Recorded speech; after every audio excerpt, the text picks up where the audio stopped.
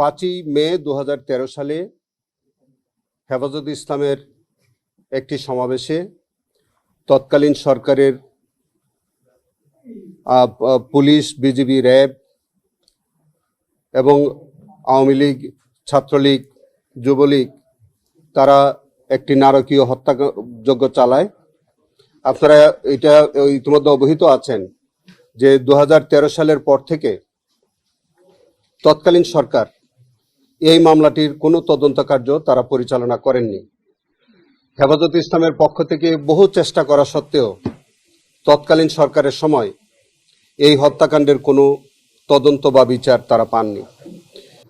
আন্তর্জাতিক অপরাধ ট্রাইব্যুনাল যখন পুনর্গঠন হলো 24 গণ আন্দোলনের পর, তখন আজকের যিনি বাদী আমার ডান পাশে বসা আছেন, তিনি একটা লিখিত অভিযোগ এই ট্রাইব্যুনালে দাখিল করেন। সেই অভিযোগের পরিপ্রেক্ষিতে অত্র ট্রাইব্যুনালের যে তদন্ত সংস্থা এই ঘটনাটাকে অত্যন্ত গুরুত্বের সাথে বিবেচনা করে সেটির তদন্ত কার্যে বিশেষভাবে মনোনিবেশ করে এবং আমি এই ট্রাইব্যুনালের দায়িত্বভার গ্রহণ করার পর চিফ প্রসিকিউটর হিসেবে আমি শাপলা চত্বর এই হত্যাকাণ্ডের এই ঘটনাটাকে অত্যন্ত গুরুত্বের সাথে দ্রুত ইনভেস্টিগেশন শেষ করে বিচারের সম্মুখীন করার জন্য আমি একটি বিশেষ গুরুত্ব আরোপ করি। আমার কাছে মনে হয়েছে যে আলেম ওলামাদের দেশ বাংলাদেশ, যে এতগুলো আলেম ওলামাদেরকে শিশু বাচ্চা সহ নির্বিচারে সেই ভয়ালো রাতে নির্বিচারে গুলি করে যে তাদেরকে হত্যা করে আহত করে, এই নারকীয় হত্যাযজ্ঞের একটি সুষ্ঠু তদন্ত এবং বিচার হওয়া প্রয়োজন। এবং এই যে জেনোসাইড, এটি বাংলাদেশের ইতিহাসে এরকম বর্বরোচিত হত্যাকাণ্ড, এরকম বর্বরোচিত আক্রমণ এটি এর আগে কখনো ঘটেছে বলে আমার জানা নেই। সেই কারণে আজকে একটি ইসলামিক গোষ্ঠী অথবা একটি ইসলামিক গ্রুপকে তাদেরকে ডেস্ট্রয় করে দেওয়ার জন্যে, নির্মূল করে দেওয়ার জন্যে তৎকালীন সরকার কিছু ব্লগার অ্যাক্টিভিস্ট অথবা কিছু লেফটিস্ট, যাদেরকে আমরা নাস্তিক বলে সম্বোধন করতে পারি, এই জাতীয় কিছু মানুষ দ্বারা প্রভাবিত হয়ে হেফাজতে ইসলামের মতো একটি সংগঠনকে নির্মূল করার জন্য সরকার অত্যন্ত পরিকল্পিতভাবে তাদের উপরে সেই দিন এই নারকীয় আক্রমণ এবং হত্যাযজ্ঞ সংগঠিত করে। আমরা এই ইনভেস্টিগেশনটি পরিচালনায় হেফাজতে ইসলামের সর্বস্তরের নেতৃবৃন্দদের সহযোগিতা আমরা চেয়েছিলাম, তারা অনেক সহযোগিতা আমাদেরকে করেছেন। আমরা সামগ্রিকভাবে এই মামলাটির ইনভেস্টিগেশনে আমাদের পক্ষ থেকে যতটুকু আমরা ইনভেস্টিগেশনে পেয়েছিলাম, বিশেষ করে আমাদের অধিকার নামে যে আমাদের একটা মানবাধিকার সংগঠন, তাদের একটি বড় ভূমিকা ছিল এই যে হত্যাযজ্ঞের প্রকৃত ঘটনা উদ্ঘাটনের স্বার্থে। আমাদের ইনভেস্টিগেশনে তারা অনেক সহযোগিতা করেছেন। তাদের কাছ থেকে আমরা এই ইনভেস্টিগেশনের একটা বড় তথ্য আমরা সেখান থেকে সংগ্রহ করেছি। আমরা সর্বমোট 61 জন শহীদের তালিকা, শহীদের আমরা শনাক্ত করতে পেরেছিলাম, তবে তার মধ্যে 58 জনের আমরা নাম ঠিকানা পেয়েছিলাম, বাকিদের 3 জনের নাম ঠিকানা আমরা সংগ্রহ করতে পারিনি। তার মধ্যে আমরা আজকে মূলত 2টি ঘটনার উপর আমরা চার্জ দিয়েছি। একটি হচ্ছে যে শাপলা চত্বরে 5 তারিখে মধ্যরাতে যে নারকীয় ঘটনা ঘটলো, সেখানে 32 জন শহীদ হয়েছে। এইটি আমাদের আন্তর্জাতিক অপরাধ ট্রাইব্যুনাল আইনের 3-এর সি ধারা মোতাবেক এটা একটা জেনোসাইড ছিল। এবং যেহেতু এটা একটা জেনোসাইড, এবং পরের দিন যেটা নারায়ণগঞ্জের সিদ্ধিরগঞ্জে সেখানে আরো 20 জন মানুষকে একত্রে শহীদ করা হলো, সেটাও একটা জেনোসাইড ছিল। এই 2টি জেনোসাইডের ঘটনার প্রেক্ষিতে আমরা 2টি চার্জ আমরা 41 জন আসামির বিরুদ্ধে আমরা এনেছি। আমি একটু পরে আপনাদেরকে নামগুলো একটু শোনাবো। 41 জন আসামিকে আমরা আমাদের প্রাইম এফিসি আমরা যে ইনভেস্টিগেশনটা হয়েছে তার মধ্যে তাদের সরাসরি আমরা সম্পৃক্ততা পেয়েছি। কাউকে আমরা প্ল্যানিংয়ে পেয়েছি, কাউকে আমরা কনস্পিরেসিতে পেয়েছি, কাউকে আমরা সরাসরি অংশগ্রহণে পেয়েছি এবং কারো কারো স্বীকারোক্তির মধ্যে আছে যে তারা এক্সট্রা জুডিশিয়াল তারা কনফেশন করেছে। যেমন তৎকালীন তথ্যমন্ত্রী তারা সংসদে দাঁড়িয়ে বলেছে, তৎকালীন যে ডিএমপি কমিশনার বেনজির আহমেদ তিনি এগুলাকে কৃতিত্বপূর্ণ দমভক্তি আছে। তৎকালীন অনেক কর্মকর্তারা যে হেফাজতের এই নেতৃবৃন্দদেরকে বা এই নিরীহ আলেম ওলামাদেরকে হত্যা করে তারা যে বিভিন্ন রকমের দমভক্তি করেছে, সেই দমভক্তিগুলো আমরা কালেক্ট করেছি।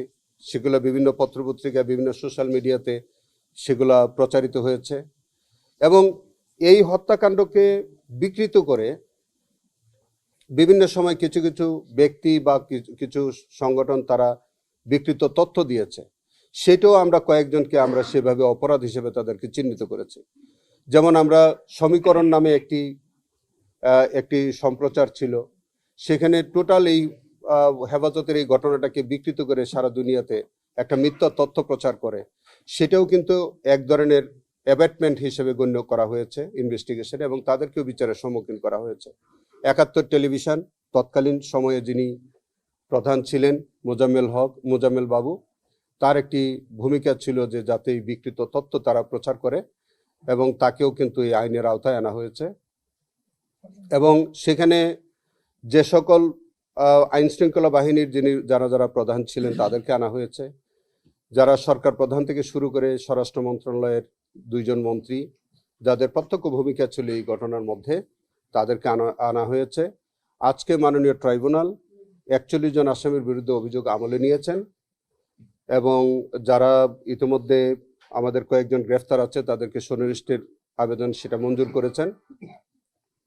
যারা পলাতক আছে তাদের বিরুদ্ধে গ্রেফতারি পরোয়ানা জারি করা হয়েছে এবং আগামী 16 অগাস্টে সেটির পরবর্তী তারিখ আছে যে যারা পলাতক আছে তাদের এক্সিকিউশন রিপোর্ট আসার পরে তারপরে যদি এর মধ্যে যদি গ্রেফতার করা সম্ভব না হয় অথবা যদি তারা ট্রাইব্যুনালে হাজির না হয় তাহলে আমাদের পত্রিকার বিজ্ঞপ্তির মধ্য দিয়ে মামলাটা বিচারের জন্য রেডি হবে এবং তারপর থেকে বিচার কার্য শুরু হবে। আমি শুধু আসামিদের নামটা আপনাদেরকে একটু পড়ে শোনাই।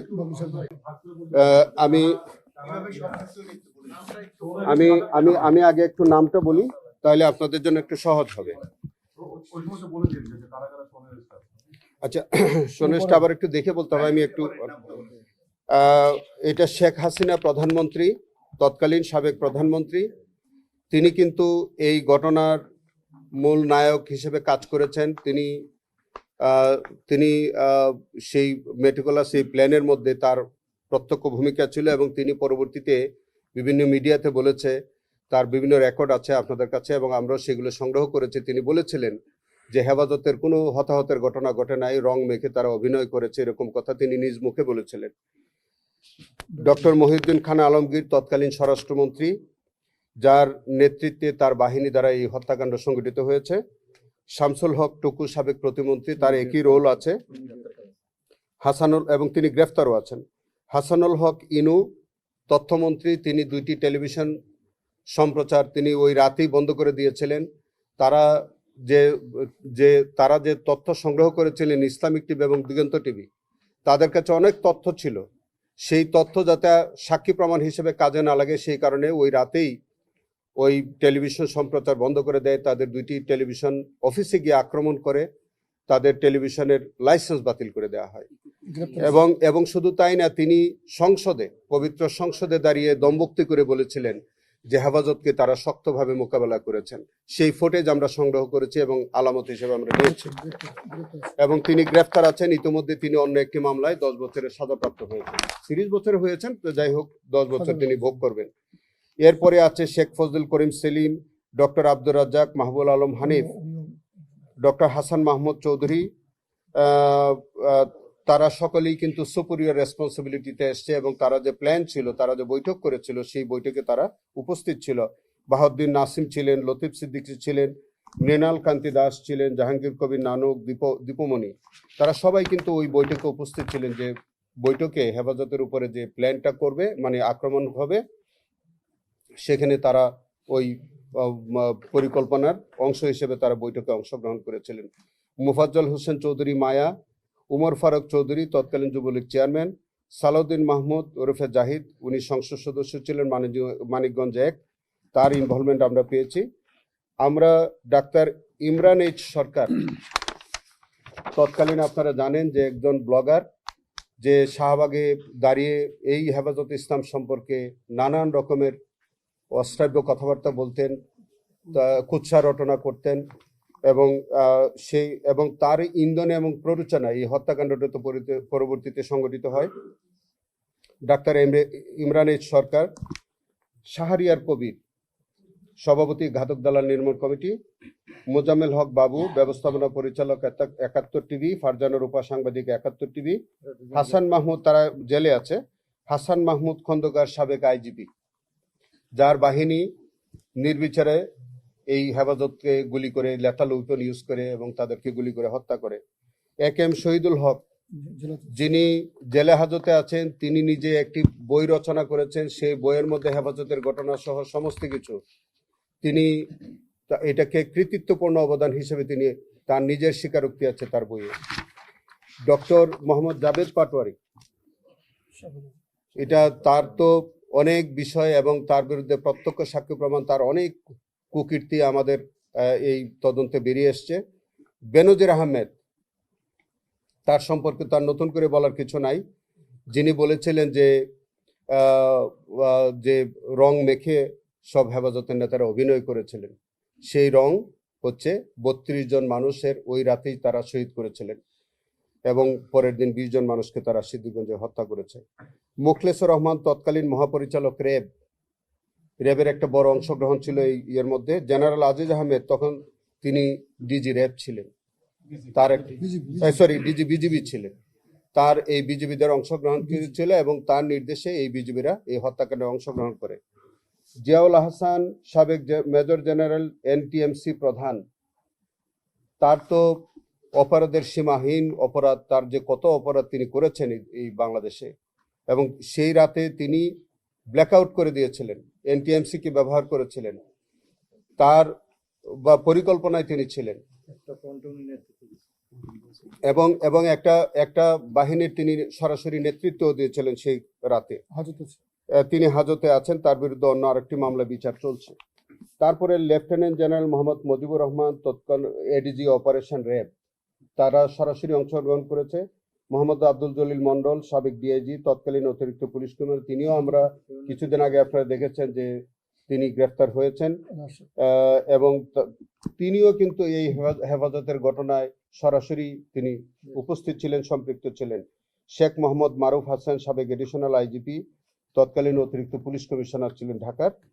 মাহবুব হোসেন, সাবেক এডিশনাল আইজি, তৎকালীন এডিশনাল ডিআইজি পলিটিক্যাল এসবি, উনি সরাসরি তাদের অংশগ্রহণ করেছিল এবং সরাসরি অংশগ্রহণ করেছিল তার সমস্ত বাহিনী নিয়ে। সেটা হচ্ছে মনিরুল ইসলাম, সাবেক অতিরিক্ত IGP special branch, Mohammad Anwar Hossain, additional IGP, Ashrafuzzaman DIG, তিনি তার সেই দিন কিন্তু উনি ডিসি ছিলেন না, তাকে তিনি স্পেশালি ওখানে এসেছিলেন। তাদেরকে আমি এক কথা বলে রাখি, তাদেরকে প্রত্যেকেই কিন্তু ওই হেফাজতে অংশগ্রহণ করার জন্য বা এই যে হত্যাকাণ্ড সংগঠিত করেছে হেফাজতকে যে এভাবে নিশ্চিহ্ন করে দেওয়া হয়েছে, তাদের সমাবেশ ভণ্ডুল করে দিয়েছে, এই জন্য কিন্তু তাদেরকে বিপিএম পদক দেওয়া হয়েছে এবং সেই পদকের মধ্যে এই হেফাজতের বা এই শাপলা চত্বরের ঘটনাটা তারা বর্ণনা করে তাদেরকে বিপিএম পদক দিয়েছে।